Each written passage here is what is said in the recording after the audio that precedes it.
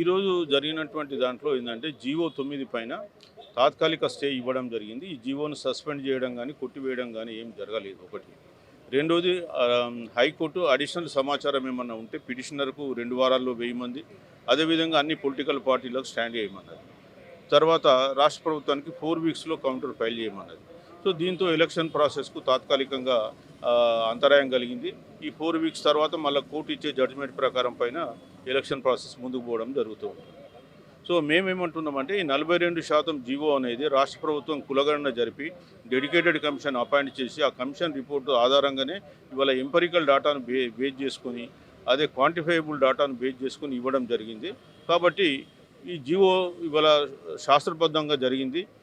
ఇది మీరు జీవోను హెల్డప్ చేయాలి, ఈ జీవో కరెక్ట్ అని హైకోర్టు ఇవ్వాలని చెప్పేసి మేము కూడా ఇందులో ఇంప్లీట్ కావడం జరిగింది. అయినప్పటికీ కూడా ఏంటంటే ఈ రిజర్వేషన్ వ్యతిరేకులు ఎవరైతే ఉన్నారో ఈ రాష్ట్రంలో, వాస్తవంగా చెప్పాలంటే ఈ రాష్ట్రంలో మెజార్టీ ప్రజలు బీసీలు. కానీ వాళ్ళకు సామాజిక న్యాయం అందడం అనేది చాలా ఎంత కష్టం అనేది మళ్ళీ ఒకసారి రుజువైంది. ఇవాళ మన జనాభా కూడా చూస్తే బీసీలకు ఎస్సీలు 18, ఎస్టీలు 10, 28 పోతే బీసీలు 56% ఉన్నారు. 85% జనాభా ఎస్సీ ఎస్టీ బీసీలది. కేవలం 14-15% ఉన్న ఓసీలకు 33% ఓపెన్లో ఉంది. మీరు 15% ఉన్న మీకు 33% ఓపెన్ ఉంది. మరి మాకేమో మేము 56% ఉన్న మాకు 22% ఎట్లుంటుందండి? సో అందుకే సామాజిక న్యాయాన్ని ప్రశ్నిస్తున్నాం. మీరు రేపు రాబోయే కాలంలో దీన్ని మరింత గట్టిగా ప్రజల్లోకి తీసుకెళ్తాం. ముఖ్యంగా మేము మొదటి నుంచి ఒకటే చెప్తున్నాం, 9th షెడ్యూల్ ద్వారానే ఈ 50% మించినటువంటి రిజర్వేషన్లు సాధ్యమవుతాయి. ఈ జీవోల ద్వారా అది సాధ్యం కాదు. అనేకమైన న్యాయపరమైన సమస్యలు వస్తాయని చెప్తున్నాం.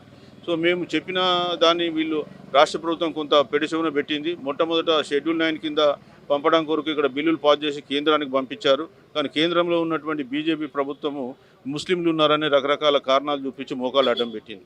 ఇవాళ మీరు తెచ్చిన ఈడబ్ల్యూఎస్లో ముస్లింలు లేరా? అరువులు గారా? మీరు బీజేపీ పాలిత రాష్ట్రాల్లో ముస్లిమ్స్ బీసీలలో లేరా?